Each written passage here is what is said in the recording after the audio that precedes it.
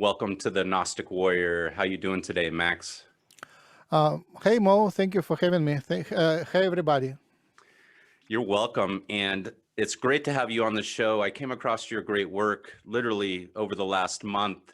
I was revisiting some work that I did myself several years ago, where I got into what is called DNA Gnosis, and I dubbed this term. And I came across your work when I was revisiting this, and I was really fascinated.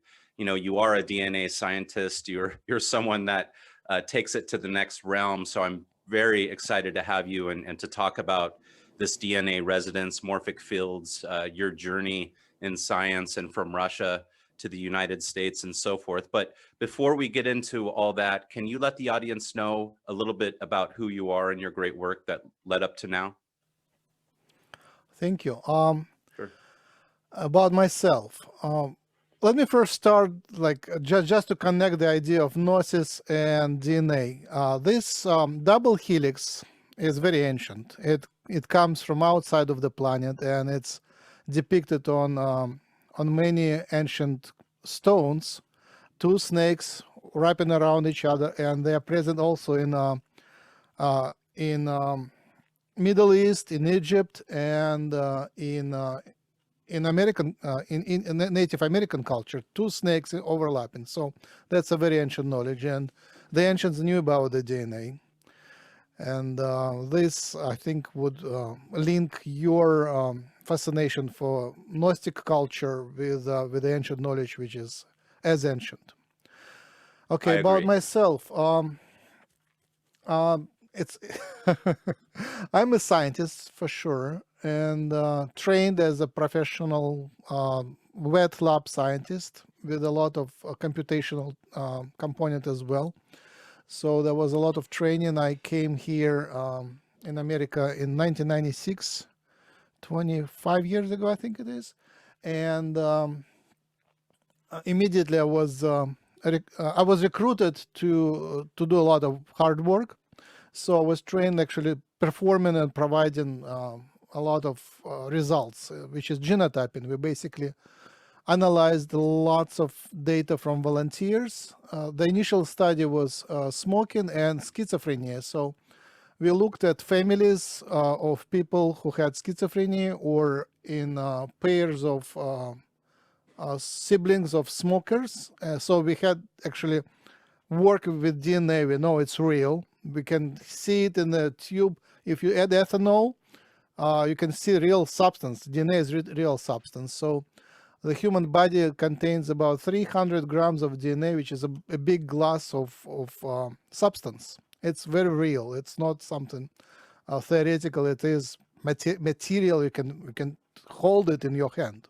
You can buy it actually very cheap, or dry DNA you can buy. It's something you can hold in your hand. So yeah, alternative. I remember I was, I think, a teenager, maybe 17. There was I grew up in Soviet Union, so there was a celebration of a Labor Day, Russian Labor Day in the spring, and there was a huge avenue with lots of people close to traffic, lots of people carrying flags. Everybody is festive, carrying red flags, and everybody is smiling. And everybody moving in one direction toward the central palace, and I was walking the opposite direction, like sneaking between the people, and they didn't mind. It was fun. I was festive and I was smiling, and just going the opposite direction to the crowd was so much fun. I felt accomplished. It was me. So that's what I'm doing the whole life. I like that analogy, definitely. And that pretty much sums up my journey here. Of course, it was different in the United States, but this journey from Russia to here, I heard in another podcast you did, I believe it was on Project Camelot with Carrie Cassidy, where you had talked about, there was this propaganda where before you had came to the United States, you had this vision based on, how you were taught in Russia, that it was very dangerous here, and we didn't have much freedoms, and it was literally like the wild wild west, and there was a lot of guns and so forth. And you came here and you realized it was kind of the opposite. Of course, if you go to downtown Chicago and various places in the United States, you can find the wild wild west, but it's not, as far as the whole, our culture here. We're not all shooting each other in the streets, but there is a lot of gun crime here. But can you tell a little bit about that story of your journey here, and kind of how the propaganda and then led to here? Oh, sure. So Russia is a very different world, and being inside America or even traveling anywhere else, you can't imagine that world. You really have to be there. It's sort of a third world, but with a lot of specifics. And the totalitarian system there, the Soviet Union, was very strong. It was really strong. It wasn't just fake strong, it was really strong, but it was in a crisis. When you say really strong, was it more like in your face strong, where you guys knew it, as far as the public in general? Was it that type, that rather than behind the scenes mafia style that we would see now? There was a lot of health in the system initially. It was in a crisis, but it had a lot of reserve. So in case of action, it could mobilize this reserve. So that's what I'm saying, strong. Like health is strong. For a certain period of time, it was strong, it was unbeatable. But then it rotten, and this rotting strengthened, and finally it fell apart from its own sickness. And by the way, I see the signs of this rotting right here in California. The system is also shaken. You believe that's a result of going towards totalitarianism that causes that rottenism, meaning not putting the person first, the being, that it starts causing this, where the rights are trampled upon and so forth? I don't know. So let me repeat your question. What is the cause of that rotting? What I'm saying, I see the signs, and now we can analyze: is it really rotting? We just see the signs, which are always there. I don't know. I think the main sign, which was there in Russia and which is here, is people start to doubt. I think that's the main sign, because the whole system is held by people, by belief of masses. And when people start doubting, then the system starts shaking. Basically, the Soviet system, I think Reagan said it's empire of evil. I know that I translate backwards from Russia, so I don't know what he really said, but translated from Russian, that's what he said. Mm-hmm. So the system was held by fear. There was positive and negative. Belief of people in that the system is necessary and right and good, and then also there was a fear of. And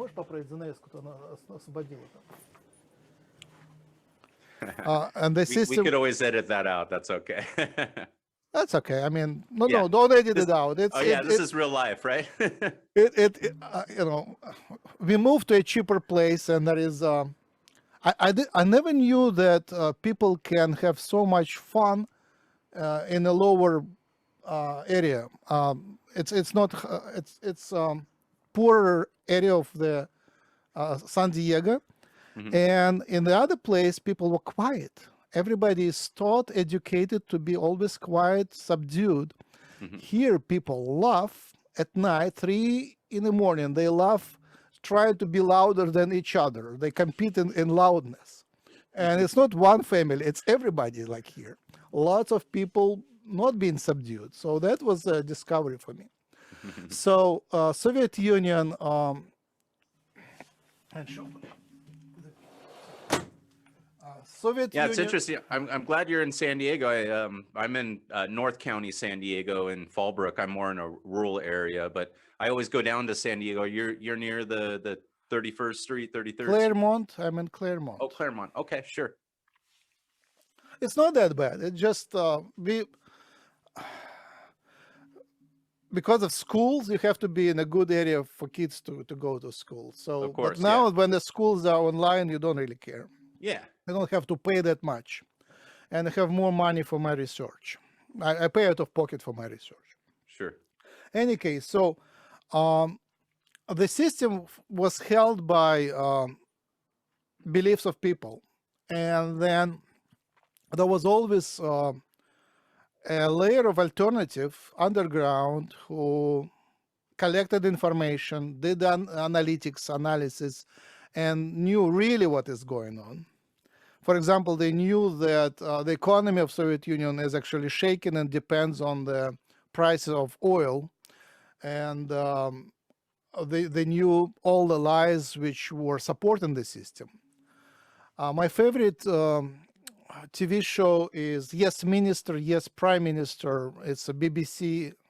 It's British, long time ago. I think it's 70s. It was running in the 70s, and there they said that basically government is impossible without secrecy. You can't have open government. Open government is contradiction in terms. So when the secrecy fell, our I guess he was prime minister, the secretary of the party, and Prime Minister Gorbachev. He announced the glasnost, which is basically open government. Is he avoided they allowed free speech basically. Free speech, glasnost is free speech. So free speech killed Soviet Union. You can't have Soviet Union, a totalitarian system, and free speech at the same time. So when people just realized how bizarre the system is and how anti-humane, anti-human it is, it fell apart. I was very interested in finding out who are the real leaders in Soviet Union, what is their lifestyle. And once it started shaking, it was possible actually to see them and their lifestyle and to find out the information about them. And you just realize how little they are and how they don't correspond to what we expected from them. They were functionaries, pretty much secretaries, pretty much clerk stuff. They weren't real leaders. Maybe there were some leaders, but most of them were just functionaries. So when the time came to actually lead, there was no one. It was a vacuum at the top. There was no one to lead. And I think that's what we have here in America. There is vacuum at the top. That's my actually don't follow much. So maybe I follow pretty well. I'm now working on the Kennedy and LBJ time. That's what is very well researched, and I'm researching that. That's fun. But somehow it feels that the leadership is sort of shallow. Yeah, well, if you look at our leadership here, you have all these competing ideas, as far as who's going to lead and the different parties and the ideas that they're putting forth, and each is shouting, from the rooftops as if theirs is better than the other. I believe that we already have systems of government that have been set upon in the past, from Plato to now, based on philosophy and so forth. And I believe a lot of our leaders lack philosophy, and I think should be a prerequisite that you have philosophy and you run the government that way. But obviously, there's an agenda. I know this podcast isn't about that, and let's probably get more into that. But I would really, I have you here, and I would love to talk to you again, actually. And maybe as we go on in this podcast, we'll talk more about the problems in our government, and of course the things going on here in California, which again are very important. Politics, I believe, play a part in our life and our free speech and us being allowed to have these podcasts even. So there's a battle right now for free speech, as you know, and I know this is important to you, Max, because obviously this is why you're bringing it up, and you came here to the United States, and you're able to pursue your science, pursue your path, and say what you want to say within reason, as you do that path, but you also know that it's not an easy one. And being a scientist that is outside of the norm, which they would call possibly the fringe, which I don't believe it's fringe. I believe it's awesome science that more people need to get into, and maybe there's a reason why this science is not being further pursued. Maybe there's a lot of scientists that are doing it in secrecy. As far as the DNA resonance, the morphic fields, what you talked about and I talked about, DNA Gnosis, I believe this is huge. In regards to my path, when I researched my ancestry, and then I also started studying philosophy, and then got a DNA test, it kind of put a lot of things together, because I was interested in a lot of things that I found out that my ancestors were interested in. And what I found out is, actually, when I did my DNA test and I actually studied certain people and figures that had my same DNA, I had a lot of traits I could literally put in categories, and they had same interest as me. And I was just like, why would this person 200 years ago, 100 years ago, 300 years ago, 500 years ago, whatever it may be, 1,000 years ago, have all these same interests and these same traits, as if we were like this computer program, and we were like born again. And then, then I start researching you and finding out about DNA resonance and morphic fields and these microtubules, and then I'm finding out about the universal mind, which they might call the noosphere. So let's talk about this and tell us about DNA resonance, kind of for people just understanding what I'm talking about now. Put it in the most simplest way, and then let's go from there, if you could. Thank you. Great. That's a great introduction. Thank you. So let me start from the end, and then we kind of fill in the gaps. Basically, my path is now 22 years, started in 1999, and I didn't stumble on it myself. I was given that sparkle. I was given the flame. I visited Russia first time after a while. It was hard to visit because of the visa situation, but I visited my lab, and a lady came, a coworker came. I never spoke to her about anything. We just liked each other. We said hi, but there was no even a small talk. And out of the blue, she gave me a book, said, check it out, you might like it. And I still have it here on the shelf. And it was by Garyaev, who recently died, Peter Garyaev. And it was called Wave Genome. And I still cannot read it. It's so difficult to read because he doesn't write straight. I think it might be because of his either disability to write logically, or maybe it's a self-preservation mechanism where you say the truth, but not in a logical way.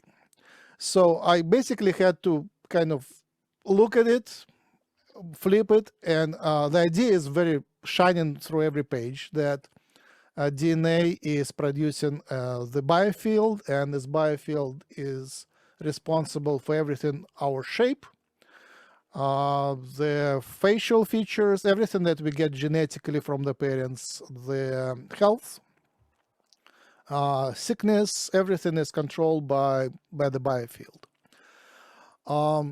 In tradition, it's called energy, or bioenergy, or aura, or prana, or Your astral field. body. Yeah, astral there you go. field, astral body. Sure. So in different cultures, qi in English, qi in traditional Chinese medicine, traditional meridians, acupuncture, all of that works, shamanic healing, all of that work in the same paradigm of biofield and bioenergy.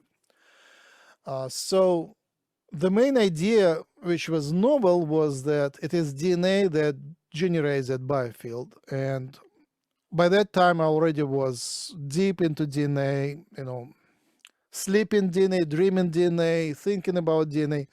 I mentioned to my friends, but so much time I spent within the DNA, like thinking about little structures which are few atoms, few atoms, size of few atoms. Like DNA consists of monomers, like letters, and each letter is, I don't know how many, maybe 60 atoms. Some structure which you can actually see and draw on paper, some chemical formula. So you so much time spent there that your whole existence is down there in microscopic miniature region of few angstroms, few nanometers. And to balance that, I go to the stars and dream about galaxies, and that kind of balances me. So, so we eat and drink drink DNA metaphorically, but you work with it, you know how it behaves. You're sort of Mr. DNA, and then realizing that the genome produces the biofield makes a lot of sense and brings a lot of practical applications. Later, I discovered that before Garyaev, there was a scientist, he's still here, Richard Alan Miller, Dr. Richard Alan Miller. He is in Oregon, and we are frequently now communicating with him over internet, and I visited him in the summer, took the interview, it's posted there. He actually introduced me to Kerry Cassidy. So he's a mad scientist with an interest in history. He published his report. He reported his theory that his and co-workers, there was 3 authors on the paper, including Webb. I'm blanking on the name, sorry. That's okay. Including 2 other co-authors. So he reported that and published very soon. So 72, 73, 74, 75 were the publications about the idea that the genome creates the biofield. And that was novel because that explains a lot. Now, explains a lot. So our genome is what we get from our parents. It's a mixture of the DNA of mother and father. The genome, by definition, is basically the totality of your DNA. And each body contains about 300 grams of DNA. Can I ask you a quick question right there? My wife actually wanted me to ask you this, and I have to ask you, Max. Okay. There's this thing in science, because we've been studying our DNA history and so forth. And my wife, of course, she has her DNA. And what they say with the female, the mitochondrial, is basically they don't carry the DNA of their, the paternal DNA. Basically, so my wife, they would say you cannot extract the paternal DNA from her to get the Y DNA chromosome to figure it out. So it just doesn't make sense, because when you look at my wife, she looks literally like a splitting image of her father on the paternal side, meaning she's got all these different traits that I would say are inherited from her father, where literally she looks more like her father than she does her mother. But, per science, they say that she only carries the DNA, the mitochondrial DNA of her mother, the mtDNA. Am I saying that correctly, or? Yes. Okay. Okay. So that's where we're confused, because if you do that for the male, you could extract the female and the male DNA from us, correct? Right. It's all very simple. There is very simplistic explanation. There is no mystery here. Okay. So mitochondrial, yes, comes from the mother. It's a tiny organelle, little blob in our cell, and we have a few hundred of them per cell, if not 1,000, I'm not sure. And they each look like bacteria. They symbiotically live in us, and most of them come from the mother. Like 99.9% come from the mother. That's true. But okay, so the mitochondrial, you're saying, looks like this bacterial kind of thing. And then if we look at mythology and the history of our race, the human race, we have these mythologies of the Earth Mother, right? Coming from the Earth, and then we have the sons of God, coming down. That's what it makes me think of when you said that, that we're somehow merged with this Earth bacteria stuff, and that's what mitochondria is. Would that be safe to say? Uh, I know no, I it's a just threw a great bunch in question. there. Great question. Part of that might be true. Let's revisit that idea Oh, later okay, sure. because it is complex, and it kind of yes, it could be true. Okay, yes, keep going. I'm sorry. Then it could be true, but only in part. In part, it could be something else. So mitochondria is a very tiny piece of DNA compared to genome. The genome is 6 billion letters, and mitochondria, I don't remember, but it's a few thousand.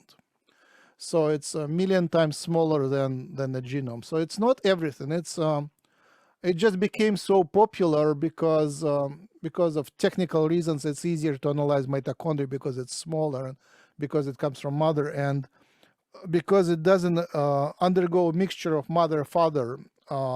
It's called recombination.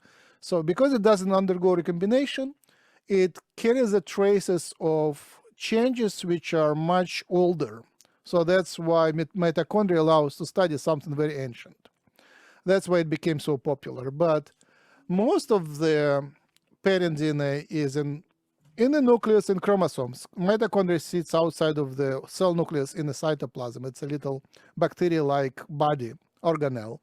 But within the nucleus, there is chromosomes, and they're pretty big, and each of them is either from father or from mother, or a joint, like part of it from mother, part of that from father. So, and that happens through recombination. So no worries, everybody has father's DNA, and it's about 50%. So it is, it's very normal.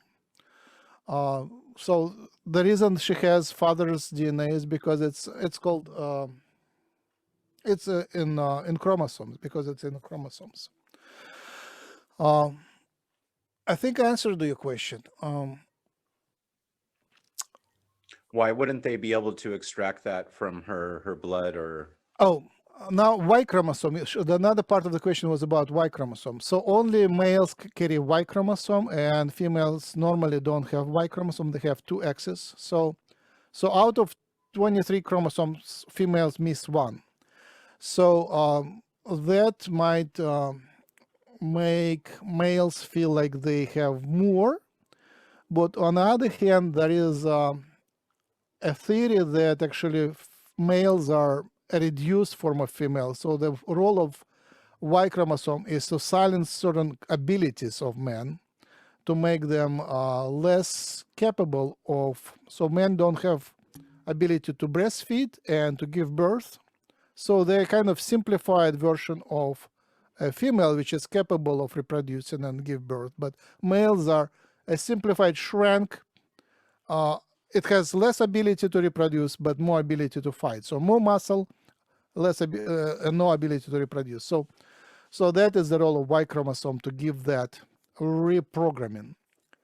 And obviously the division into sexes, obviously for modern science, is very useful to speed up evolution, because when you divide sexes and ask and require that two individuals have to meet and produce the offspring, that allows each individual to select, and that speeds up natural selection. So with all the metaphysics, natural selection still stands strong. Natural selection is still a big part of evolution, and sexual reproduction, which is present even in bacteria, even in simple organisms, is still working, and it's working in parallel with intelligent evolution. There is also natural selection and Darwinian evolution. It's still there. Great. Yeah, and I want you to circle back, of course, to DNA resonance. I had questions there, but I would rather go back to where we were. So thank you for answering that question. I'll be sure to let my wife know. So let's go back to DNA resonance. I'm not sure you probably remember, or I remember where you left off. So let's just go there.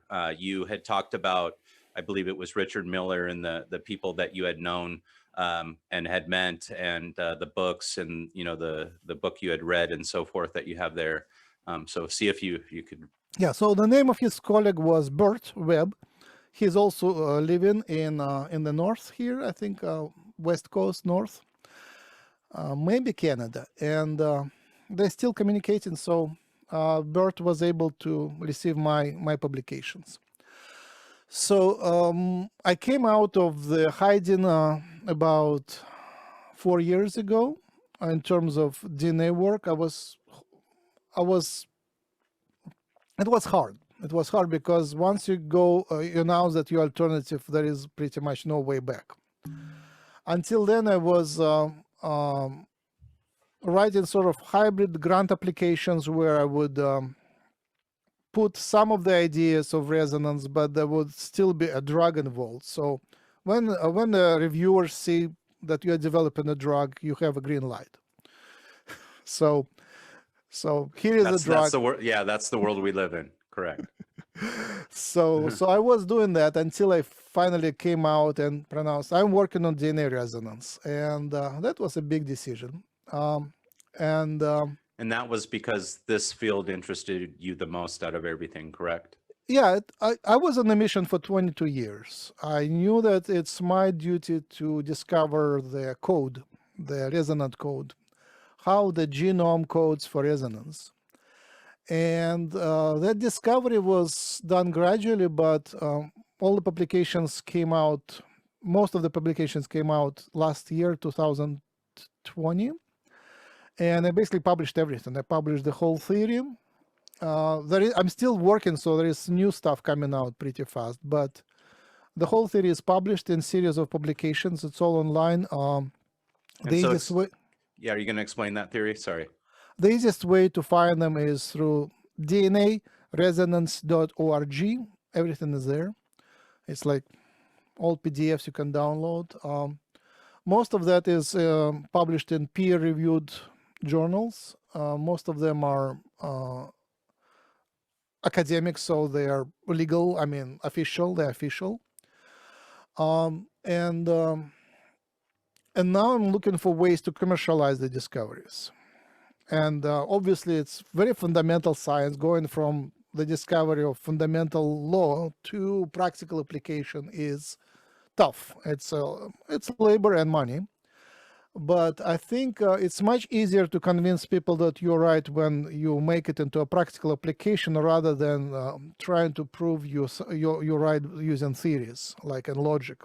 Scientists are logical only to the extent it supports their agenda. If their finding is under danger, then their logic fails.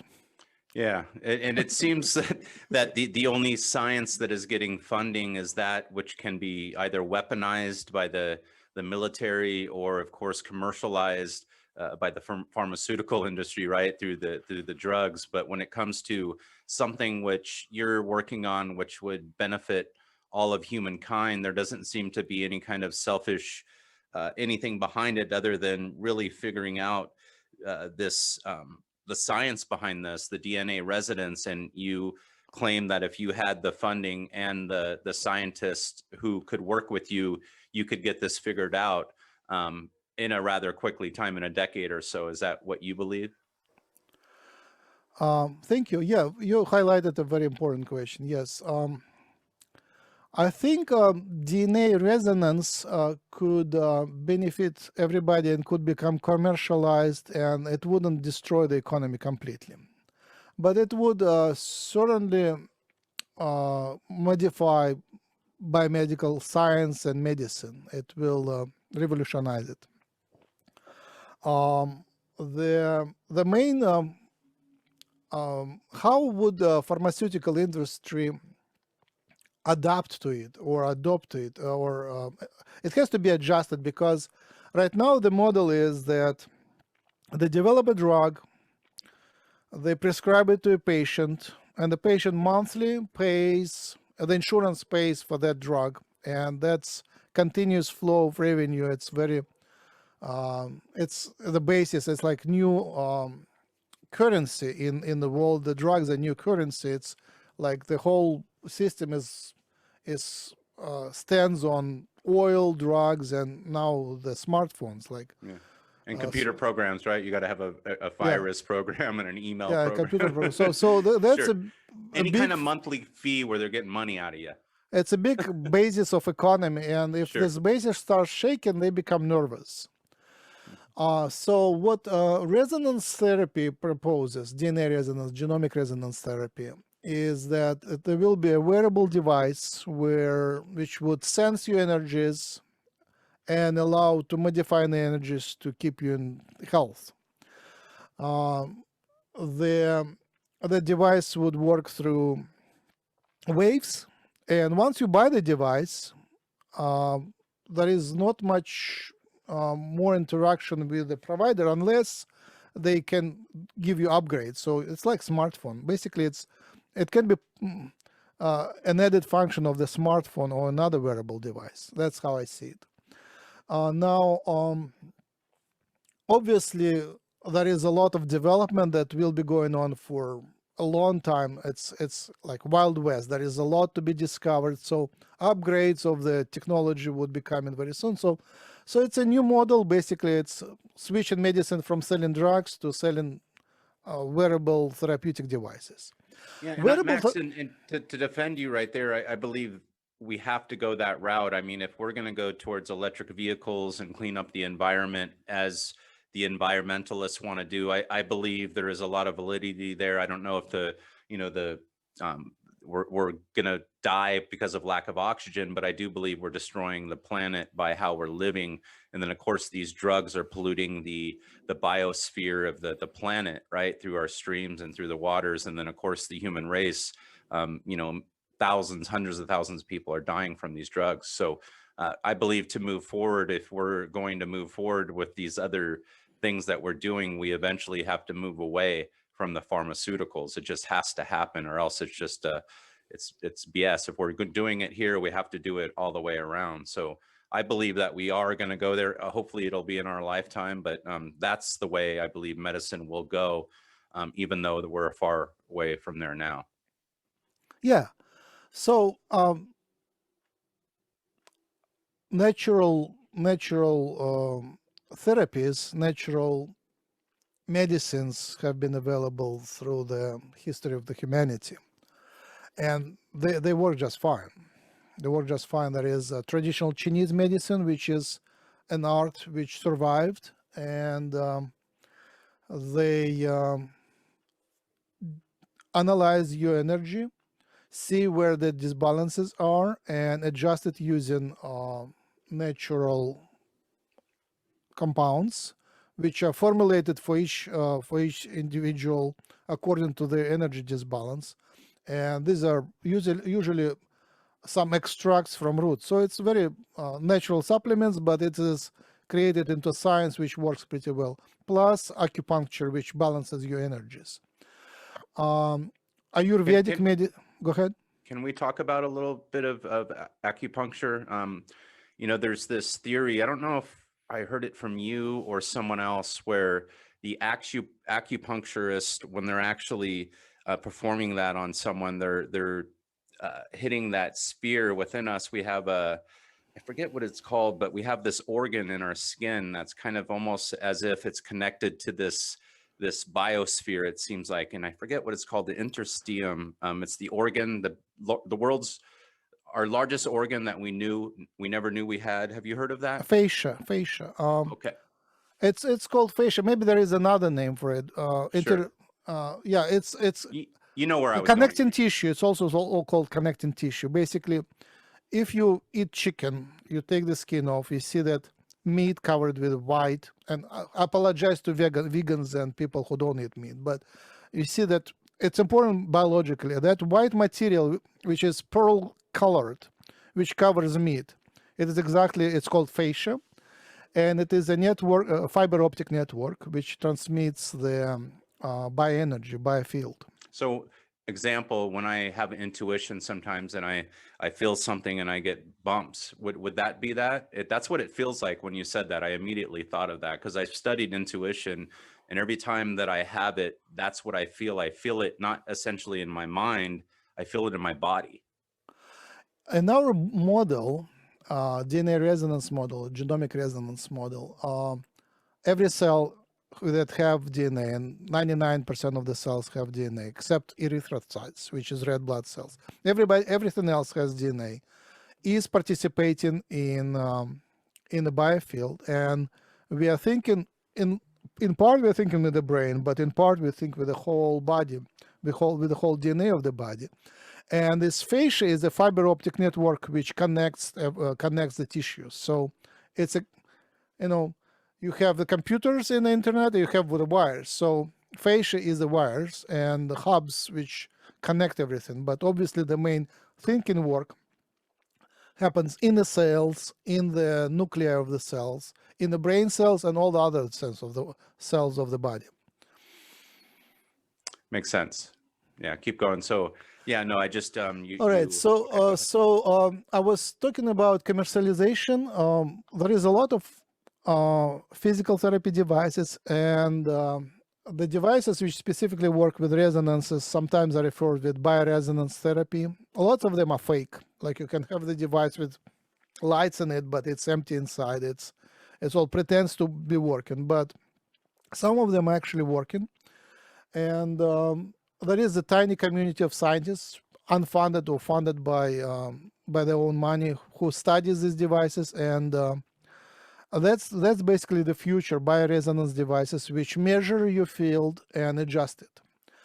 Acupuncture does the same, just using a person, but now acupuncturists and other alternative healers, they use a combination of acupuncture, herbs, and devices to adjust. And some of these devices use red light, some of them use near infrared, some of them use far red light. Then there is devices containing crystals, devices containing millimeter waves. It's called millimeter waves, 42.2 gigahertz. Yeah, would that be like the Rife machine? Is that what it's called? A Rife machine is also another device. It's not millimeter waves, but yes, Rife machines too. So these are resonance devices, and my point is that the energy, scientific point there, is that the energy they deliver to the body is little. And the reason they work is not because they pump the energy into you, but because they talk to the body in the language of the body, in the energetic language of the body.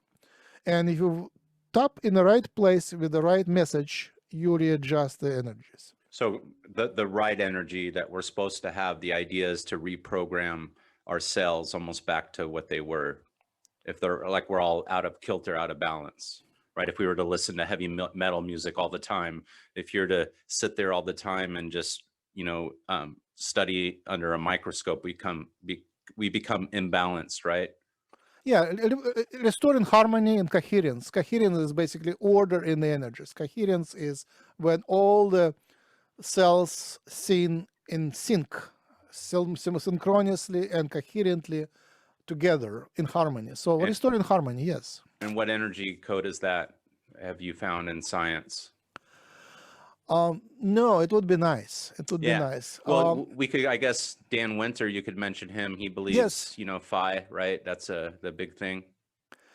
Yeah, Dan Winter is an exemplary alternative scientist. He even had to run out of the country because he got into trouble. And he is now in southern France and continuing his teaching. Resonance of DNA is his flag, and his major topic is golden mean ratio. Basically, his idea is that there is not simply a wave, but the wave which is shaped in such a way that it focuses on one point and creates a transdimensional portal.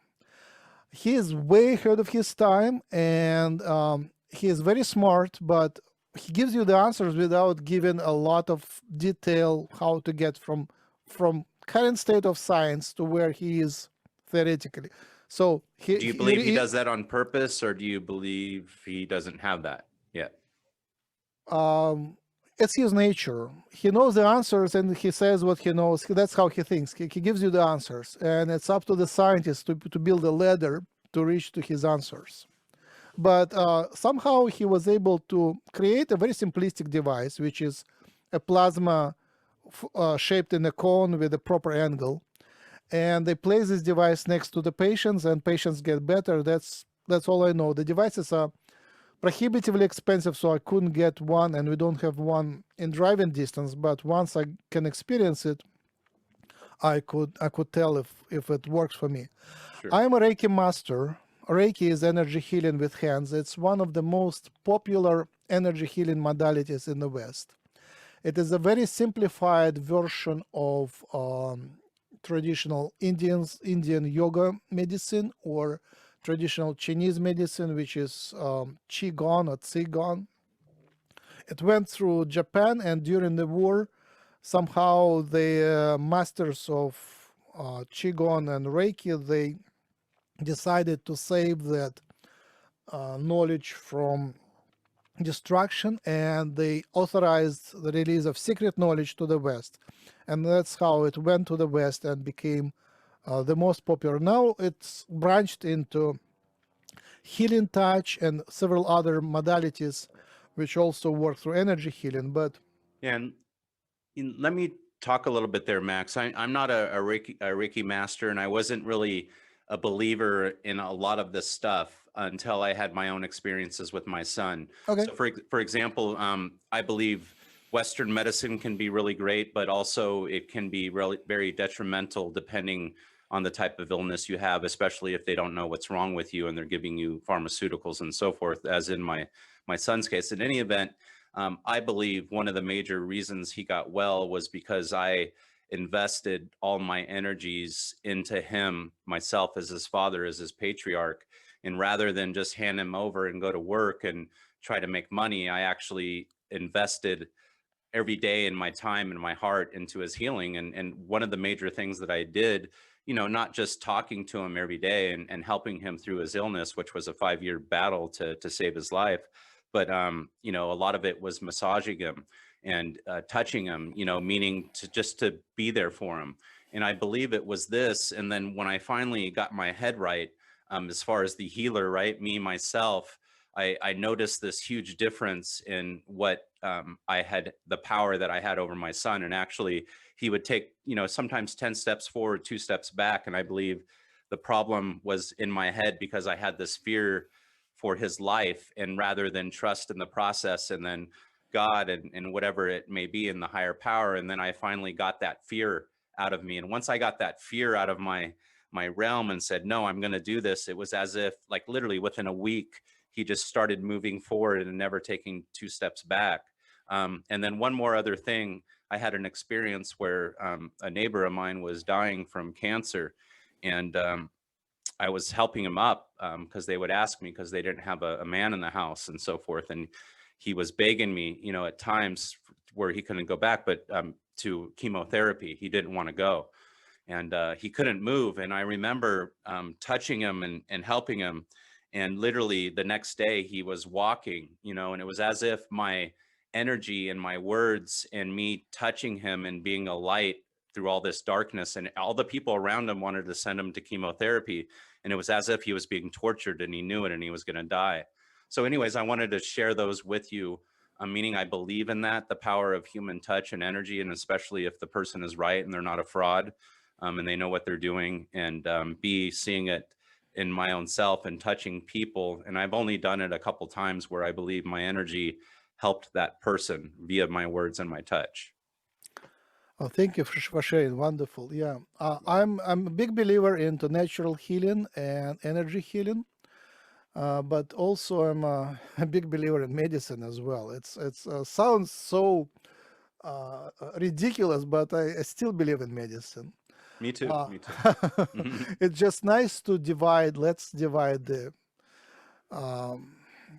corrupt and distorted medicine and a newly emerged medical dictatorship, which is now over the world, from true medicine, which is many of the doctors are true healers. We had a wonderful doctor for children in Maryland. He was a big functionary, like a director of a big hospital, and then he decided he really wanted to be a doctor. He went to a small practice. He had that magic touch. If a child got sick, it was sufficient just to leave him a message on the phone, and he would call back saying that it will last for like a few hours, and then the child will get better, and the child would get better. You don't even need to go for a visit to a doctor. It was just that magic. He was like a real super healer, and he had a healing touch. The children were recovering immediately after a visit to him. So yes, like real medicine is cool. Now I think I should finally mention what is the nature of my discovery. Basically, it's the molecular mechanism. Scientists love that, and everybody else is scared, like non-scientists. But molecular mechanism, how the DNA makes the biofield. One thing is to say DNA is a magic molecule that makes the biofield, and another thing is to describe the physics of that. I described only minimum, but I can actually point to the molecular structure and say these electrons, these aromatic electrons of purine rings, basically of these structures within the DNA, they form a liquid crystal structure. DNA forms a liquid crystal structure, and purines within the structure, they form an antenna, and they form an antenna that creates the field. Basically, to create the field, you need like to radiate it out. So this is an antenna. And these protons, electrons are negatively charged. Protons are the smallest positively charged elementary particle. They have the sign H plus, protons, H. So they, H2O, they have two H's. These are protons in the water. So these protons in the DNA form a string. So electrons make clouds of specific shapes, and protons make strings, which also creates another oscillator and another antenna. And together they create, I pronounce the word, a computer, and specifically a quantum computer. So a sequence of DNA made of 4 letters, A, G, C, T, it creates a program for that computer and creates the body of that computer. Within these letters, there is a body of that computer which thinks within the DNA. And as I mentioned, each cell contains 6 billion letters. So this is a pretty sophisticated program, like a big library, equivalent of a big library, but it can be also written on a DVD disc and put on a flash drive, 6 gigabytes. It's big, but it is manageable. So now I have published the mechanism how the DNA creates the field. I specifically point these electron clouds and proton strings are the oscillators, and I described how the sequence programs these oscillators. Obviously, from that point on, there is a lot to be done. We need to actually understand what is written in the genome. And once we understand, we would be able to read all the genetic information of the genome. Basically, from the genome of a person, we would be able to reproduce his adult body and his face. Not his experience, because experience imprints on the face, but what he gets from genes.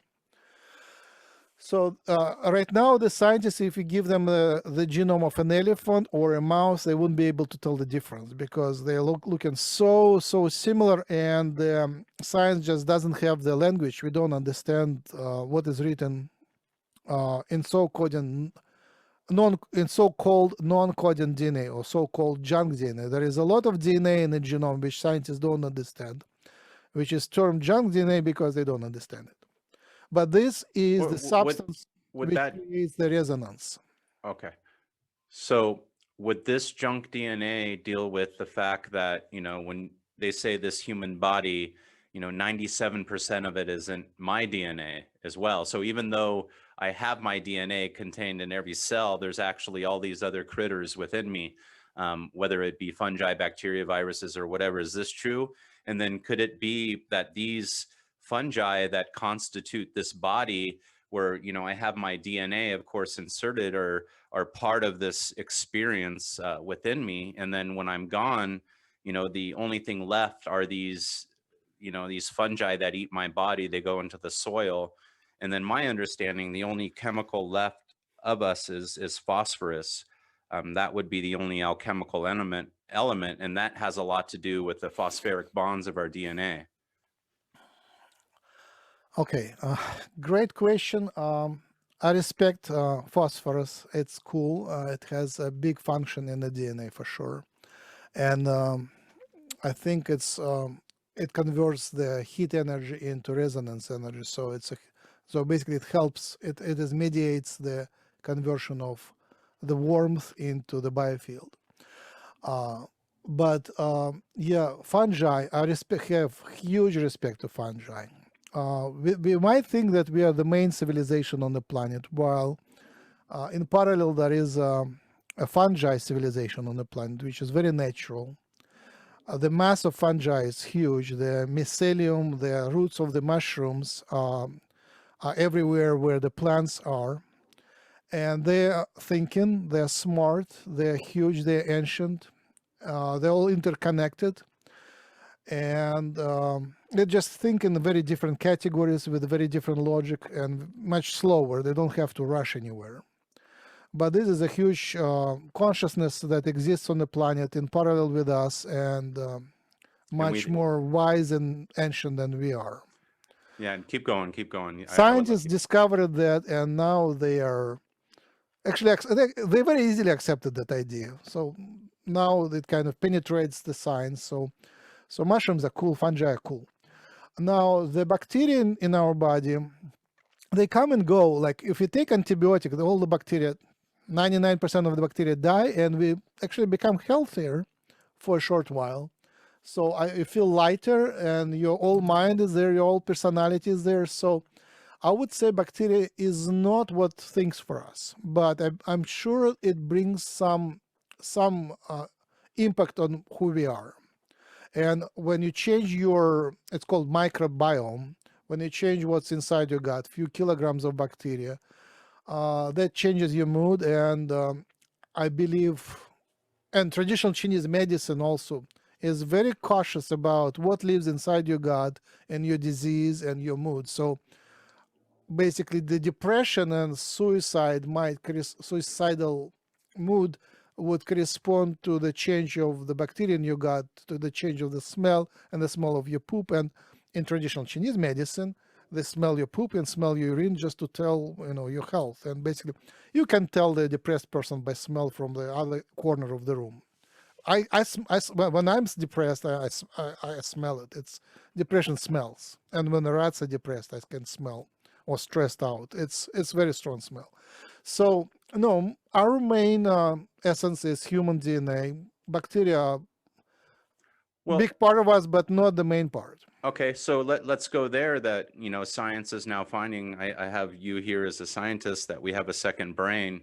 And it's my belief that some people don't always operate from their brain up here, meaning their spirit or their true selves, by how they act. It's as if they're driven by like an animal brain, as if this may be my hypothesis that I wanted to share with you would be that this second brain is almost like a second noosphere. This noosphere is basically connected to these fungi that seek to basically, just, I believe they're intelligent, but I believe there's a noosphere that is through our guts as well. Would that be safe to say? And some people might not be participating and thinking properly. And I'm not saying everybody, but they're not truly using their Vitruvian man and participating in their DNA and into the global noosphere, the mind. All right. Disconnect from the true self. I think you are talking about the disconnect from your true self. And you try to smile to people and they start shaking from fear. That's what happens on the street. People are so disconnected. They are all, many of them are panicking, and they're panicking for a year now. Imagine like a year of taken from their life, which basically is a huge trauma. They disconnected from self, they disconnected from the reality, and from the basically the division of humanity already happened. People who awakened and people who are manipulated. Now, for everybody, it is okay to be in their own, on their own path. The traditional system of, especially it's popular in Russia, but there is a traditional system of spiritual, I wouldn't say levels of development, but I would say spiritual missions. Yeah, missions. People can come here with different spiritual missions. And it is normal for people to come with a spiritual mission just to have pleasure. It's normal. There is nothing wrong about working on your basic needs or just a mission to build. There are some people that just their mission is to create beauty and comfort. It's normal. It's a normal level of spiritual development. The soul comes to here, and that's what they do. Some come to fight. There is a spiritual mission to be a soldier. It's normal. There is nothing wrong in general.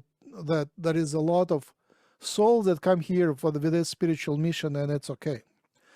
On the other hand, there is that's the world of free will, and people can reorient and choose the new mission. It's also permitted.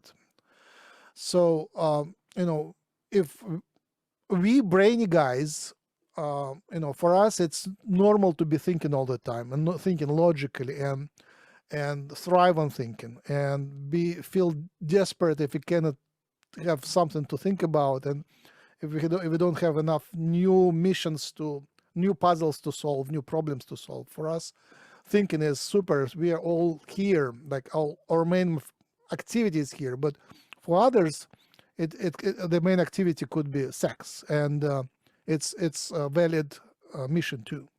Sex, love, even food, even making food or eating food. It's fine. So but in general, there is an idea that we grow from primitive, but it can take multiple lifetimes. We go from primitive needs, from survival instincts, from fight for survival, for taking care of our body, to social, to global, and then to divine. That's the development. What is funny is we are building a light workers community, and people who come to us, they come with a strong divine intention, and for them it is hard to ground themselves in the world.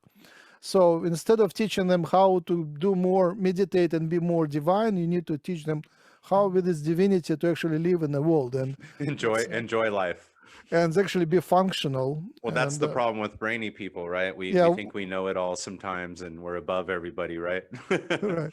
And like one of our students, he writes to me, I bought my apartment.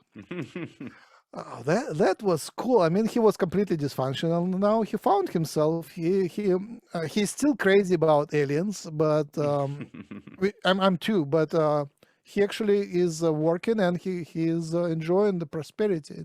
It's very cool. So in terms of DNA, right? Biden, I believe DNA harbors all these vibrations. Vibration of the lower chakras, which is survival and animal instincts, and vibration of the higher chakras and the divine chakras, which is like the vibrations above the head. Yeah, so that would be my theory with the lower nous and the higher nous, right? Right. Okay. So I think DNA harbors that, and I think right now this year we are like 2020, 2021, we are making another jump. Although the reason for that jump, evolutionary jump, is I think it's malevolent attack, but I think it gives the unity to the humanity, and the value of this unity is huge. So the fact that we have the simultaneous, all the peoples, all billions of people on the planet get this simultaneous trauma actually creates unity. It also how do you say, diversifies, splits. It splits the humanity into layers, but each layer gets synchronized, harmonized, and becomes coherent.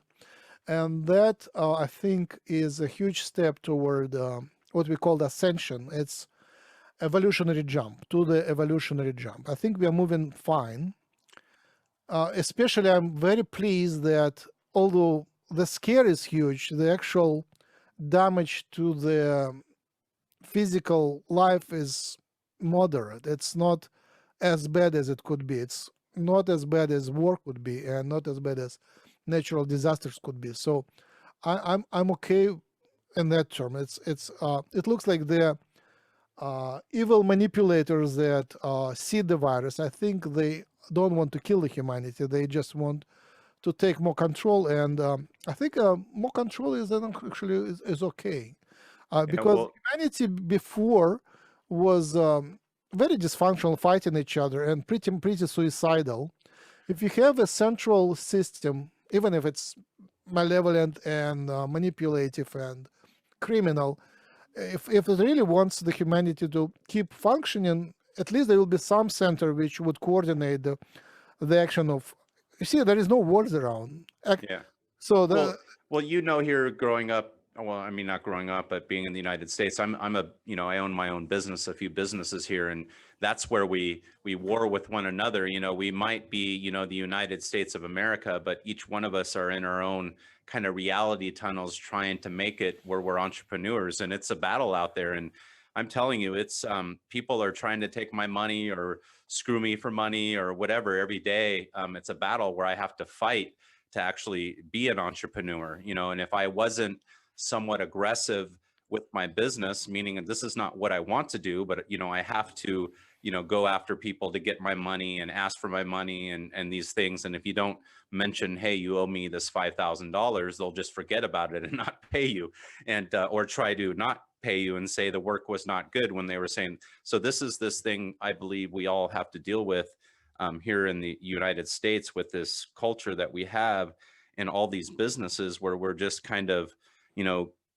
we're like trained to be selfish in our living and to operate, and I've seen that with myself, and I've adjusted my business, but the more I operated, it's kind of the same thing. So I see that where we want to have this world where we're all united, but here, in my opinion, and especially in San Diego, we're kind of we're not united, and what are your thoughts on that? Yes, thank you for highlighting that. Yes, the world is very discordant. There is a lot of competition, pretty much like Darwinian competition, and fittest of the strongest. How would I say? Survival of the strongest. Yeah, that's a great way to say it. Yeah. But and it's just a layer. It's just a layer.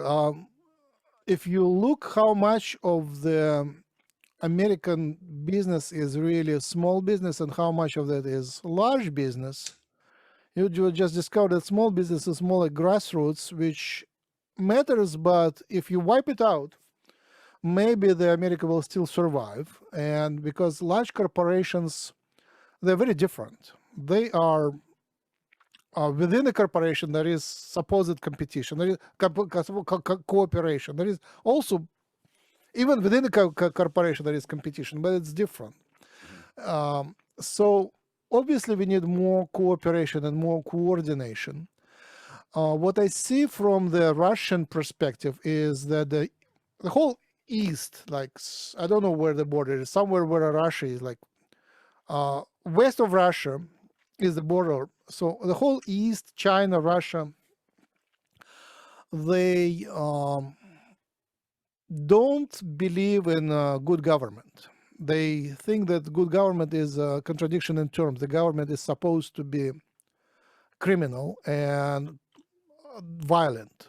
Almost as more violent than the worst criminal that they're managing in their Yeah, empire. just Yeah. the strongest of the criminal becomes the ruler. Correct. And that's Or else part the of the criminals culture.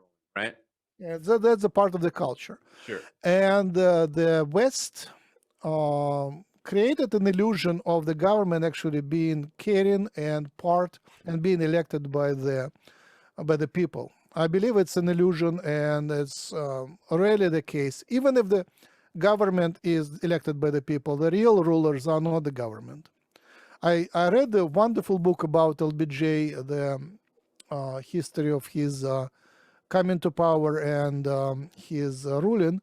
And there you can see how little power does the president have. Most of the power is somewhere in the government, outside of the elected part of the system.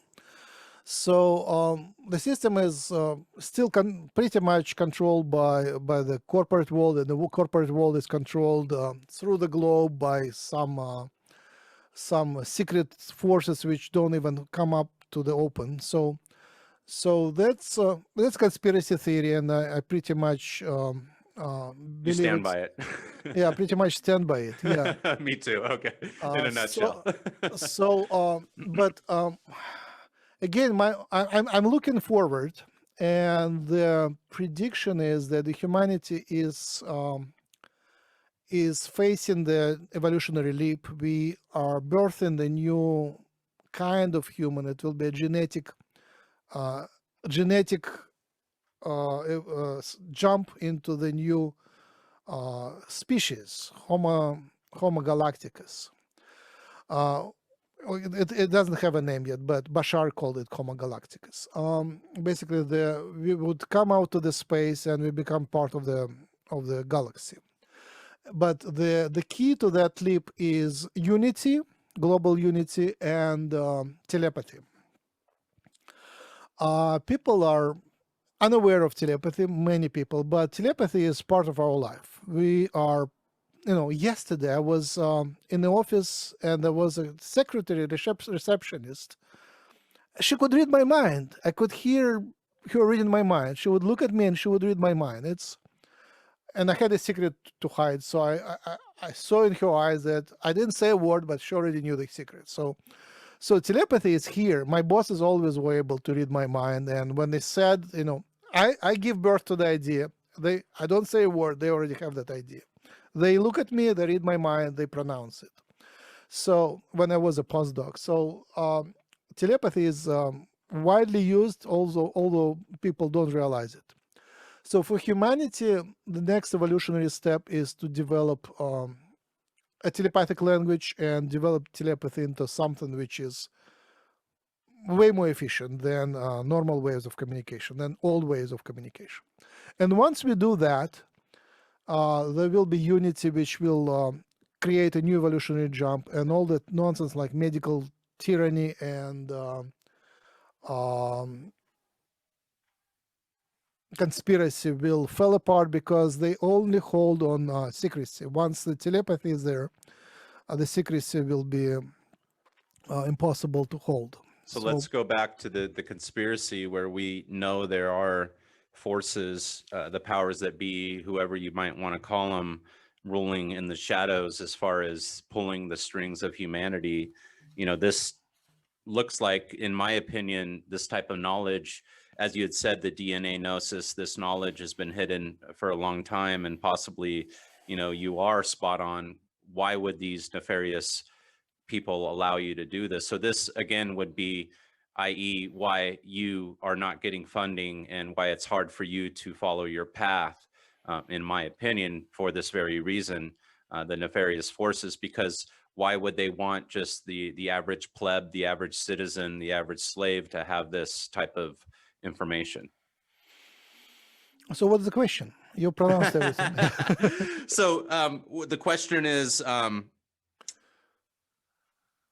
do you believe that they'll allow this to go out to the masses, or they'll snatch it for themselves if it already hasn't been, meaning that they're already secretly working on it? And I have this belief that, through the US patent system and all these different devices, that this knowledge, if they want, they can, basically work in tandem, and as I'm putting it in the computer, or it's going into their lab where, you want those 10 scientists. There are 10 scientists working on it right now based on your Gnosis.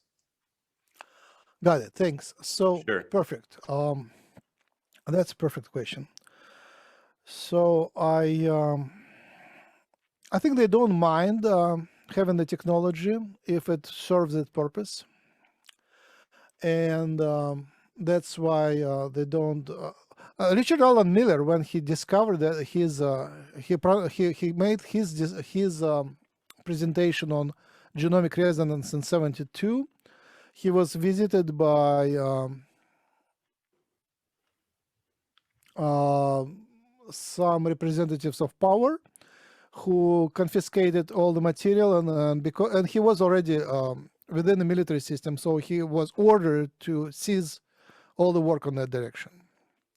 So 72 wasn't a good time for that. Right now, I think I'm sensing what is permitted for me and what is not permitted for me, and I don't step on where it's not permitted. So there is a certain kind of unspoken communication. I publish as soon as I get something. I publish it. I don't hold any secrets. I play with open cards. Has anything ever happened because of those open cards? Meaning you tested a card and you were either slapped or something happened because no of less. Not Okay. recently though. Sure. Okay. Basically, I developed. It was. They're very, very cautious about giving me any appreciation. And recently my best paper, like super good paper with great discovery, was turned down by a friendly journal. So here is another slap, right? But I still self-published it, but it's nice to have it in academic journals, so it becomes official. So I don't have that luxury. So they didn't approve that. So there is a little bit here. It's up to me to explain to them why they need it. And I send all my publications immediately to DARPA. They have nice contacts, so I send it there. And I had only one response from them saying, when you're farther down the road, when you have a prototype working, let us know. By the way, they're funding DARPA is a advanced military agency for development, research agency, and the funding is very limited, by the way. They give little bit of money, which wouldn't even be enough to make the real prototype. So I need more. I estimate that going from what we have now to practical prototype is about 8 people working for about 3 years, which in American money is about $4 billion only for development. It's not legal fees, not the management. It's just for development, for paying salaries and material. So $2 to $4 million would be enough to get working prototype, say, of the therapeutic device or some other device that actually does something useful. That's not a terrible amount of money. No, it's if you do it economically. I did 20. Sure, you could use more, but that's the minimum. Okay. I did 20 years of homework. No, we already have the plans. We already kind of see that this therapeutic device, like millimeter wave therapy device with 42.2 gigahertz, we demonstrated that it protects DNA from UV damage. So you just shine that on the cell culture, then shine the UV, measure the damage, and you show that DNA is protected by this wave. We already have some hints where to go. Yeah, maybe you could do a Kickstarter program or something. Ever thought I about tried. that? I collected like $300. It didn't kickstart. What I see with this knowledge, when I talk about DNA Gnosis and I ever bring it up and podcast it, it's hard for people sometimes to kind of wrap their mind around it, especially if they haven't ventured into it a lot. So I believe it's important that we do. Because I've talked about it, I've been called a racist, because, I believe that our DNA has a lot to who we are, of course, and our knowledge. So, I think it's important that we research our DNA and our ancestral lines as well, because it tells us a lot about who we are. And of course, our experiences imprint onto this DNA as well, Max. And you had mentioned that, there's this thing. Is that kind of the morphic field as well, our experiences? And does this parlay into our DNA gnosis as well, meaning that my son is going to have some of this knowledge embedded within his, or is it going to be just different traits or different things and physical traits that they're going to carry? And then their experience is completely new, their path, their virtual reality tunnel. Oh, nice. You pronounced a nice. It's was mostly like allegorical and poetic, but I pick the essence of your idea. Scientific idea is that DNA is responsible for ancestral memory. That's what you wanted to say. Yes. I think it's true. The answer is short. I think it's true. I think DNA is an antenna, and ancestral memory is, you call it new field or Akashic record, or some sort of field outside of this reality. So ancestral memory in the spirit world, basically. The ancestors are in the spirit world, and they connect to you through your DNA because you carry some of you share with them some of the DNA sequence. The closest are the parents, then the grandparents have the quarter of your DNA, grandparents have 1/8, and then divided by 2, and more and more and more. But basically, there is an ancestral line which shares with you your DNA, and they connect to you through your subconscious. And there is I have a friend who is a Russian healer, and she works healing that connection and allowing you to get the support from that ancestral memory and from this energy, because some of these energies are blocked by our disconnect from ancestry, by our rejection of their values, of our rejection of their lifestyle, of them, and then it's blocked, and then you don't get the energy, you run out of energy. On the other hand, if you open the channel full, you will they will be scared of where you are and what you want to do. Yeah, and you can go crazy, right? Some people. I'm doing very advanced stuff, and I have to talk to my ancestral logic, and said, guys, I know what I'm doing. The technology is fine. I'm a technologist. It's okay. You guys are scared, but that's okay. I can do that. I know what I'm doing. So it's a dialogue, basically, between you and your ancestral energies. You want their energy, but you don't want their fear. Of course, they're scared of COVID, and they want you to hide, and much of their experience is survival and death in various circumstances. So you carry that fear with you.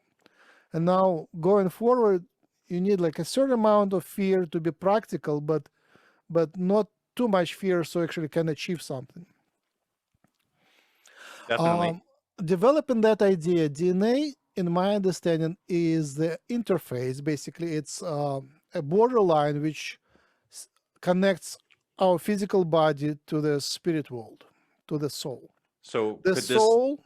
Okay, go ahead. Yeah, keep going. No, I would like you the to go. The soul sir. Connects to the DNA is formed in when sexual cells merge together. So in the uterus, during conception, when the DNA is formed, the soul connects to that DNA, and when the cells divide, the soul connects more and more. When you develop your body, the soul connects to your body through the DNA, because we and all other the humans, we have the same proteins, but the DNA sequence is different. So the DNA is your barcode that allows the soul to actually find you on the planet, connect to you, and talk to you. And Alzheimer's people, they are disconnected from the soul partially, And you can see that they work only with the local mind, which is basically they can function, they can eat, sleep, go to the bathroom, but their soul is not there. When you talk to them, you at some moment they become interested in the conversation. The soul comes back, the memories come back. You talk to the real person for a short time, but it's hard for that soul to be connected to this brain and to this body.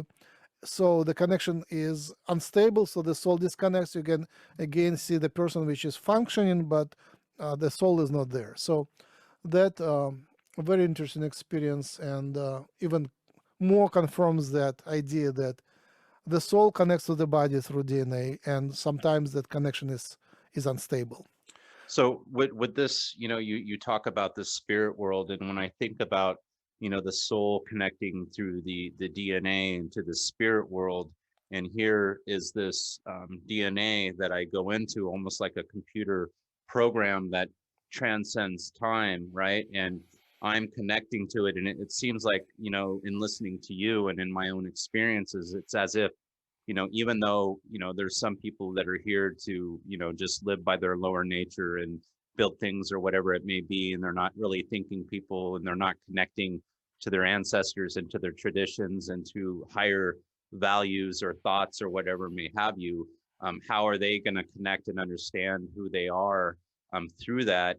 And then when you do connect through this sphere, this mind, it's as if we're in different kind of reality tunnels, even though we're having, these different experiences, as if we're here to kind of add more program to that DNA. Like you're here for your evolution, but also to experience life, have a good time. But you have this drive to, work on DNA residence, as if you're carrying the baton for your ancestors, and you only have so much time before Max Rempel, leaves this world, and who knows is going to carry it on. And you have this drive to do that, and of course, enjoy life. But there's something around you driving you to do this and to put this into the program, right? And that's how I feel like when I'm, doing my work, and I don't get paid well, when I don't get paid nothing to do these podcasts and to write on the internet. And I'm researching and I'm adding to the noosphere through my own thoughts, through these podcasts, through my microtubules. What's causing us to do this, or what's driving us? And is this mind sphere only certain people that are thinking can connect to it? And then isn't that the idea? And then you talk about, I know I'm adding a lot here, I have so much. And then you would talk about talking to like your ancestors or the people around you. Carl Jung, his red book was, based upon talking to his ancestors, the dead, who he'd said are around us at all times, and they basically demand from us. And I feel as this, the more I connect with my ancestors, the more I connect with the Gnosis, the more they surround me, and the more that I feed this noosphere for our DNA. And it's almost as if, even though I might not be doing well in the world per se, and be rich or whatever it may have you per the world standards, on the spiritual side, when I do talk to my ancestors and I do this work, I believe that it's highly valued on that side, on the DNA side, if you know what I'm saying. Okay. You I know that was pronounced a bunch something of stuff. which Yeah. reflected in a series of broadcasts, lots of Sure. topics. I can pick and choose something. One of the discoveries uh, that I made was the mechanism how DNA creates time. It sounds funny, but basically, what I mean is that the soul plugs into the body through the DNA, and in the DNA there is a certain mechanism or certain oscillations in each letter of DNA. It oscillates between aromatic and non-aromatic, chemical oscillation between aromatic and non-aromatic states.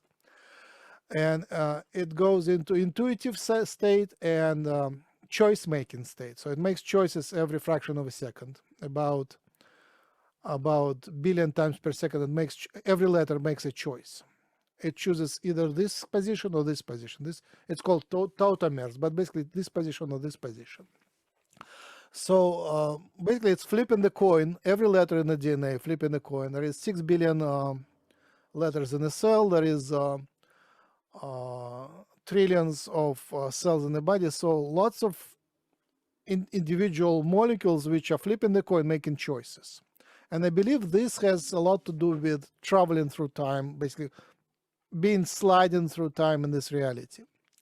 So what I think is happening in the soul with its karma and karmic experiences attaches to the body and has that ride in this body, and then the body dies and the ride stops. And at that time, this illusion of time or experience of sliding through time disappears, and then the soul has its own personality, its own vibrational experience, but there is no riding. It's like sliding through time is like sliding from a hill on while skiing. Like you're going from top to bottom and then you're done.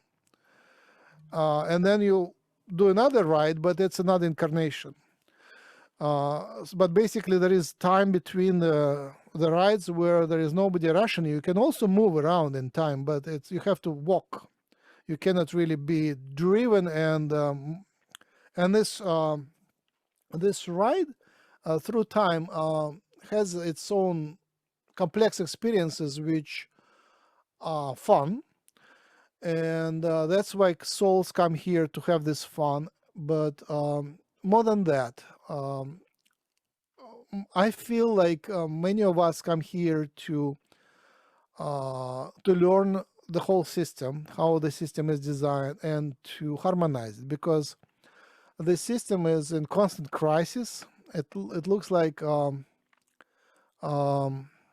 it can be harmonized. There is the life on the planet is very unstable, and there is something needs to be done to make it sustainable. That experiment on this planet has its quality of actually free choice. A lot of players were given free choice, but because of this free choice and because of a lot of karmic histories, there is a lot of self-destructive. The society is very self-destructive. It's suicidal. Humanity is very suicidal. So we came here as healers and psychotherapists to cure the humanity from suicidal tendencies. I agree. And Max, when we look at, the government's ruling over us and so forth, and what are your thoughts? I know recently, like in Russia, you have the marriage of the church and state, and you have these traditions coming back as if they made these mistakes and they want to unify the Russian people under this. And again, I don't want to get into all the politics, but here in the United States, it's more of a secular thing, but you also have, we're very liberal here, and people are allowed to follow their own paths. And we have, the land of 1,000 different religions, and, and everyone could be in the same room having, dinner, but they have all these different beliefs and so forth, but also these same ideas and these same paths that we're allowed to pursue that allow us to be so liberal also keep us so divided. What are your thoughts about, i.e., the religion and the state being married, and your thoughts on that going forward? Thank you. So, talking about genetics, I was introduced to my ancestral research by my older relatives, and I published my genealogical tree, and then suddenly a relative popped up, and he had a key information. So I was able to trace one of the lines of my ancestry to the 10th century. These were Jewish rabbis, and some of them were Kabbalists, and that was very interesting and pleasant. It's one of the many branches. Obviously, every one of us has branches. They're branching all the time. So in 1,000 years, there is a lot of ancestors if you go back in time. And then we all come to the very small number of ancestors. So for me, it is very natural to be a priest. And much of what I'm doing as a priest. And in ancient times, a priest and a scientist were the same thing. I agree. Um, and this knowledge was secret and was not given to masses for various reasons. But basically, it was part of the whole system. The system will contain a caste of priests, scientists who would carry the knowledge and do the healing and do a lot of other magic work. And others were the workers and others were the warriors. So that the whole system was created a long time ago. I think it was inherited from the stars, but it's an interesting system which now came to the end and it needs to be reformed.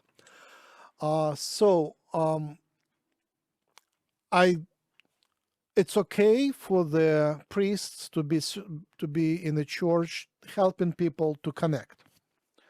Obviously, in many shamanic traditions and many religions in Judaism, it's implied that the priest is only a helper, and it's up to the person to actually do their inner spiritual transformation and go inside and connect inside. You cannot connect outside. You can be initiated, you can be brought to the door, but you have to do that step through the door yourself. I really enjoy the talks by Terence McKenna, who promoted the idea that psychedelic mushrooms, psilocybe mushrooms, are an ancient traditional way of going through this door, and it is relatively safe, and it cannot be abused much because there is not much pleasure in taking that mushroom. You have a stomach upset, so it's nothing like drugs of pleasure. It's a spiritual tool, but basically they allow the person to walk that path to the other side and back. So what I'm saying is there is nothing wrong in institutionalizing the religion, except to that point until it is hijacked. And everything on the planet is hijacked. That's what we see. So, and that's why homemade shamanic grassroots spirituality is true, and everything that can be hijacked is hijacked. As soon as it becomes, I organize a lot of meetups, and when I came to Russia 20 years ago, it was a poetry reading. I came from America and I wrote some poetry. I organized poetry reading 2001 through predecessor of Facebook. It was called Live Journal. So I announced, let's come together. Here is the place we will read poetry. I was very scared that KGB will come and arrest us or harass us and so on. So I wasn't surprised at all when a person came to the poetry reading and said, "Hello, I will read some poetry, and by the way, I work in KGB." It was I'm an interpreter in KGB, and she read nice poetry. She was a nice person, and but they always send someone to check out, and if it has a potential, they send agents, and often people know who is the agent and they tolerate it because there is no other way around. So basically, if I announce that I create a new meetup, I'm sure that there will be at least two people showing up, like two agents, one from Russia, one from United States. That's great. And usually you can read their body language. You understand that they are a little bit, that they are agents. So my thought about the spirituality, I think that's the only way forward. I think awakening is absolutely necessary for survival of the species. Well, you look at us. I mean, here we are, Max. And in my opinion, it sounds like you have a good understanding of geopolitics, how the world works. You've been a science, you worked in kind of the halls of government intertwined where you're working with private industry and also through their approval. And then here in the United States, and then also we understand conspiracy, we understand the powers that be and so forth, but we're here and doing this work. Where do you feel that we are going forward? You had mentioned, we'll kind of round this about, I know it's getting late, but that in California, we're seeing the same kind of system where things are closing down now. And there's a lot of people on the internet that are saying, the cancel culture, they're calling it.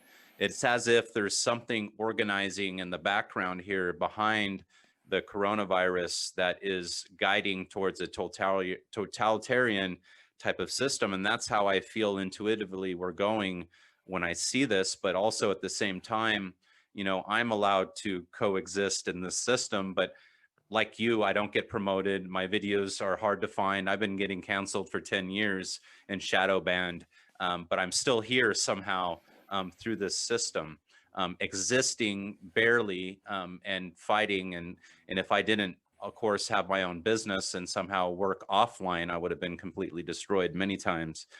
What are your thoughts on where we're going here in California? And we all know the same thing in California is across the whole world. Thank you. You're welcome. I'm pretty optimistic. I was very happy to see that the virus didn't kill so many people. I was very happy to see that this medical tyranny was pretty moderate in many countries. It's in Chile, Greece, Israel. It's pretty bad. In Chile, they even kill people for the sake of killing. You meaning that if they have it, they've been known to kill There people? were the powers openly killed a couple people, demonstrating that they can go that far. Gotcha.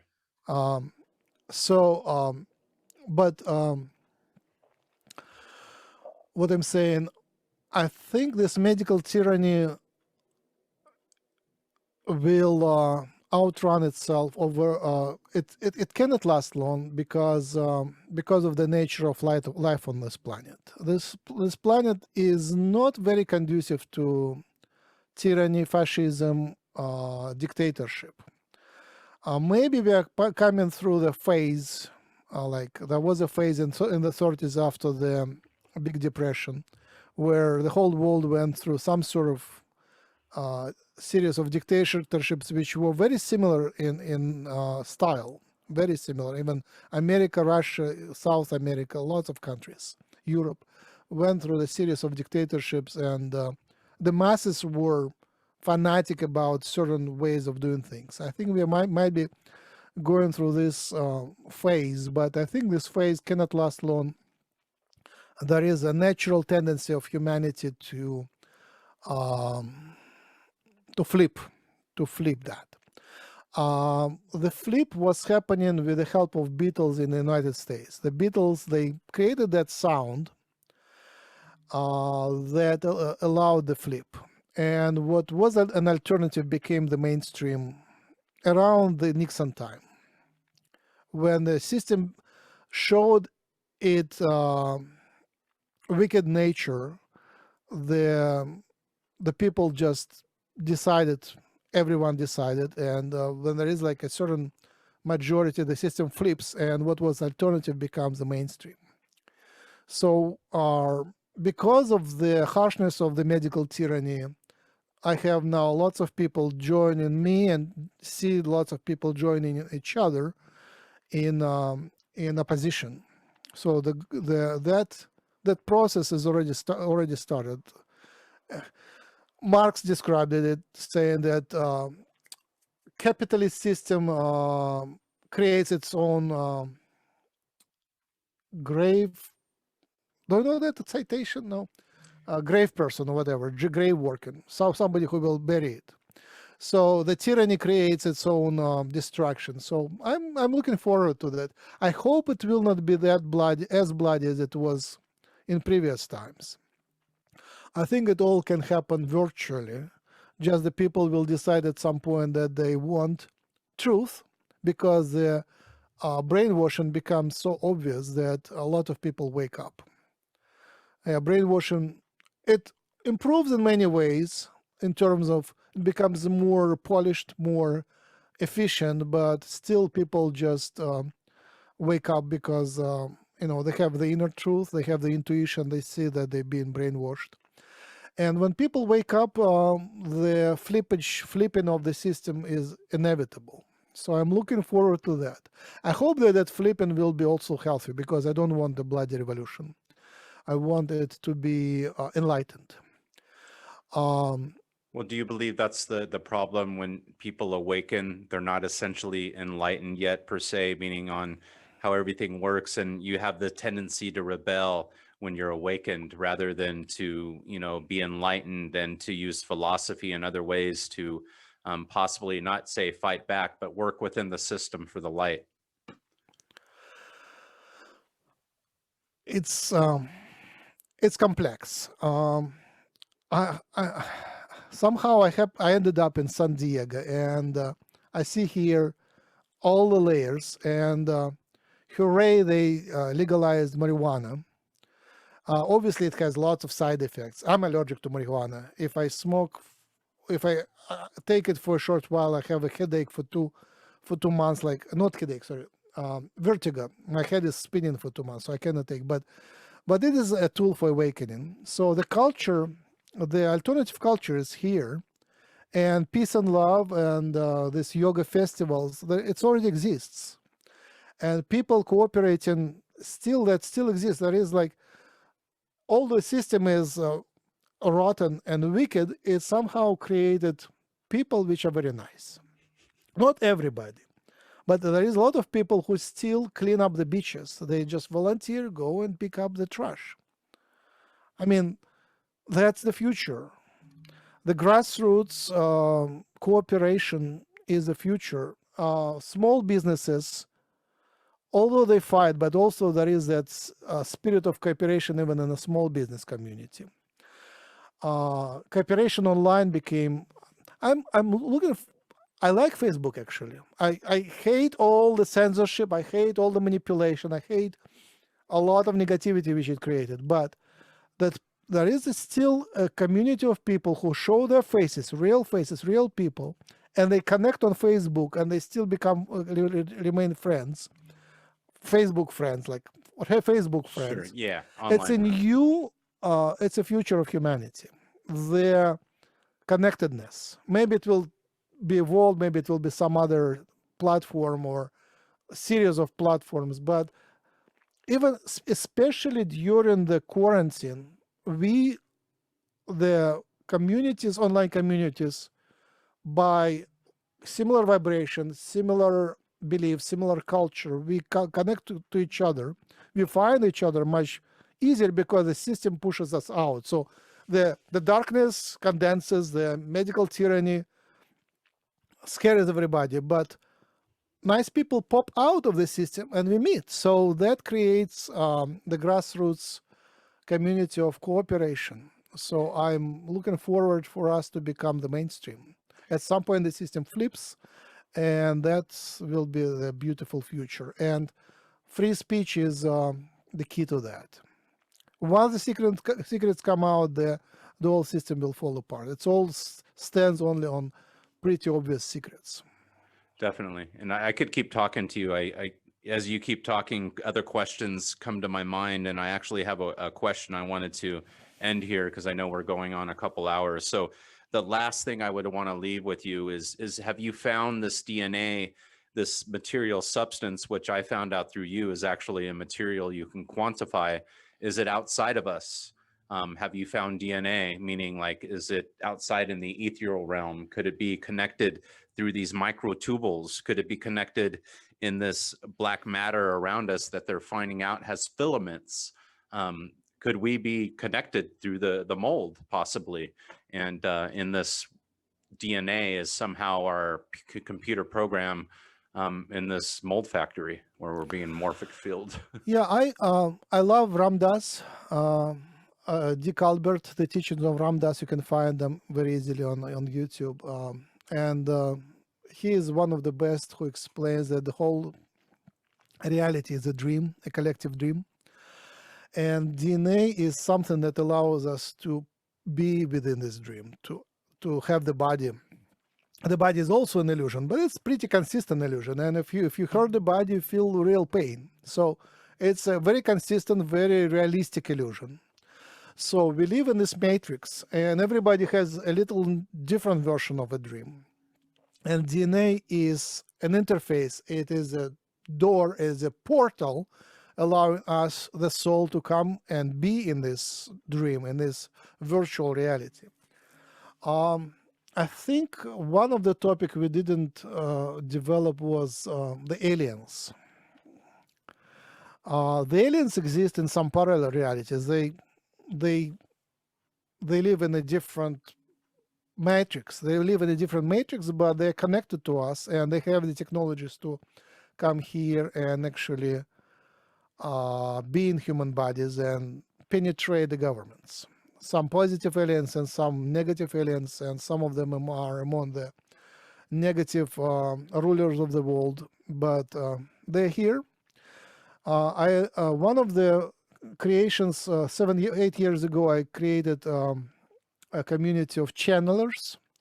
It's called Human Colony, abbreviated HUCOLA, HUCOLO, Human Colony HUCOLA. And it's very easy to find, hucola.org, or HUCOLA is a unique word. So we talk to these aliens, and we talk mostly to friendly ones. And the disclosure is something which is also coming very, very soon.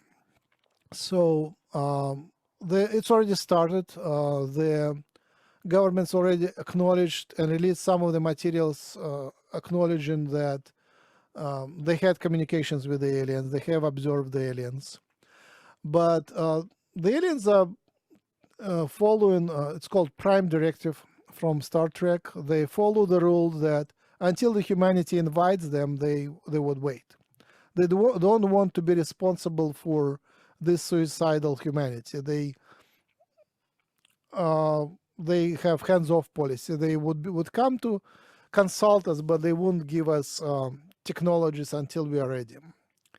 So unfortunately, the first open contact is still being delayed by the choice of the masses. The masses are not ready yet. But I think it's a huge factor in our awakening and future years. I think we still will have gradual disclosure where there will be more sightings of the aliens. There will be more disclosures by the governments, and finally there will be official contact where the humanity will be people will learn that there is actually the life outside of this planet. And finally, we will realize that our genetics is mixed, and we have lots of alien ancestors. Basically, lots of cultures, like including Japanese, Greeks, Basques, were seeded. These were colonies of aliens which were human-looking, and they just blended with us. And they wanted us to be this way, right? Would you say some of them wanted them, some of them just happened to be here. Some of them weren't human looking, but they were mixing their genetics with native humans here and creating some hybrids. So we are very, very much a hybrid mishmash of lots of different races. Definitely. And what about the DNA? Have you found DNA matter outside of people that are of people? Please clarify a question. So we're made of this DNA, and you said the DNA plugs into basically our soul, and that's our experience. So when we die, is there a DNA field that has been found outside of us, or is it just primarily in us? You have to have a person or a part of a person or their bone. You can't find it, say, in the soil or somewhere else where you found the DNA of a person outside of a person. Your question is still unclear, but I will answer it anyway. So I don't know, how does the spiritual DNA look like? I have the ability to talk to these guys, to the aliens, through channelers and mediums, and there is a lot of information in sacred books and ancient teachings. So it looks like somewhere in the spirit world there is also some sort of DNA, but it's different. Our physical DNA is very physical, and it has to be in the body, in the nucleus, in the water solution, pumped with energy to become a living crystal, a laser pumped with energy. Only when it's in perfect conditions, when it's warm and good and healthy, it becomes a portal which opens to the spirit world. When we die, it cools down, it's dead DNA. It's still chemically a DNA, but it doesn't contain that portal connecting to the spirit. So dead DNA is dead DNA. It's like, it's very stable. We can still analyze the DNA of dinosaurs, so it survives millions of years. But it's only the sequence. We know the sequence, but it has to be within the cell, carried and cultured and in the water of special conditions to be alive. So life is a very special thing. And what about, as we leave here, I know the phosphorus, they say that's the only alchemical energy left of us when we die. Is that true? I read that a while ago. Meaning that if they were to measure the soil where our body had decomposed, the only alchemical energy there would be this phosphorus. And the reason I am tying this to this, so for example, in Christianity, they talk about Lucifer, and Lucifer is Latin for phosphorus. And phosphorus is the only alchemical energy that you get from the planet of Jupiter, who I believe the ancients had called God.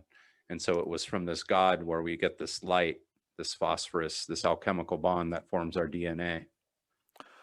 Okay, question is now clear. I don't have much add to what you said. Okay. I think the chemical element phosphorus is very interesting. It's very important for DNA. As I mentioned, I think it is one of the portals, transforms the heat into the biofield. I think it's important.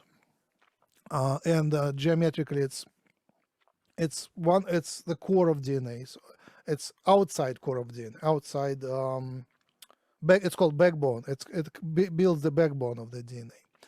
Now, what happens to the person when they die is very interesting.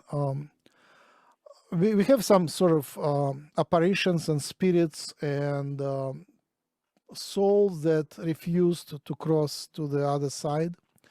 And I was part of the crossing only of two souls. One is my friend and one is a distant acquaintance who just happened to be there to come to me, and I helped them to pass over.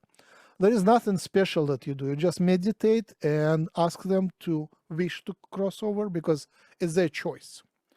We are the world, even in the spirit, we are the world where the choice is respected. So if the spirit wants to remain here, they allow it to remain here. So for me, it was basically I mentally just explained to him, you really died, and it's really good for you to go there. It's home. It's fun. And it worked. Basically, and then I meditated, gave him the sound like to go there, and he went. So it's very easy. There is nothing like super magical that you need to do. You just need to like put your intention and its intention and try to convince them, and respect their choice. If they want to remain here, it's fine. So Blavatsky is one of the teachers who knew a lot. Helena Blavatsky, Madame Blavatsky, lived about 140 years ago. She said that it's not the whole soul which is here, that that spirit that remains after the person and crosses over. It's only a fragment. The soul is bigger than the planet. It's a huge thing, and it only experiences here as it's connected only partly to here. So what she named the soul is something much bigger. Each of us is much bigger than what we have here, and each according to Ramdas, it's God going through series of reductions and fractal transformations becomes our personality, but it's still that energy. We are still made out of the field, which is God, and that's why miracles are possible. And when we die physically, when we leave our body, the body dies. We still can participate in life, but this participation again is limited by the nature of the matrix. The best way to participate, come back, is to become a spirit guide for someone else. That's permitted, but you don't actually become an active participant actually doing something on this planet. So yeah, when we die. It's then we can incarnate as someone else, but that's a part of unfortunate part of our experience. The body is this ride has the end. The body dies, and the soul becomes timeless. It can see the whole picture, but it cannot affect much the reality. Although there are some cases described by some researchers, paranormal researchers, when the souls, maybe they need to get some permission, but they come here and they save someone's lives or give some advice. So that happens sometimes, but not as a rule. And it's interesting that people like us are drawn to these podcasts where we're not essentially guiding one specific person, but a lot of people, they find wisdom and they find nourishment from our words, and they learn along their paths. And it's as if we're being spirit guides in the legal sense, as far as the spiritual sense, where we're talking amongst ourselves here, but in the same time, we're helping people along their paths. So it's just interesting how we're kind of guided to this work all the time, and here we are in this life again. Yeah, I want to remain modest. Much of what I'm saying, I just retell from what I learned from somewhere else. But it's fun to be teaching. It's I know some people who have much higher spiritual vibration, and I know some people who are sometimes to communicate to them, I have to ask them to come down to my level. I'm the level of scientist is pretty low in spiritual gradation. Monks and some saints, they are so much higher in their vibration. I still operate with practical matters on practical level. If I need something to happen, I have to physically make it happen. There are spirits, saints, not spirit, the gurus that do it through the willpower. They don't have to physically move. They just do it through the willpower, and things happen this way. So I understand my limitations, but I guess that's where I have to be to work with the DNA and with the science and speak with the scientists on their language. So that's a choice again. I see my mission to bring that knowledge to the humanity, and right now is my mission to raise this $2 to $4 million and actually create the first prototype which can be then marketed. Great. And if there's anybody that is rich out there or has plenty of money, where can they send that money to you, Max? It's very easy to find me, dnaresonance.org or Max Rempel, DNA Resonance. I'm everywhere on the internet. And the link will be under the video. So, yeah, Max Rempel, DNA Resonance is the easiest way to find me. Great. And I could probably talk to you for another hour or two. Every time again you talk, I interrupt you. I'm sorry with a question, but I was excited to have you on the podcast and talk to you. And that's one of the things that actually attracted me to your teachings, were how humble you were and how freely you give of your knowledge and your gnosis. So thank you for sharing with the Gnostic Warrior community today, Max. Thank you very much. Thank you for having me.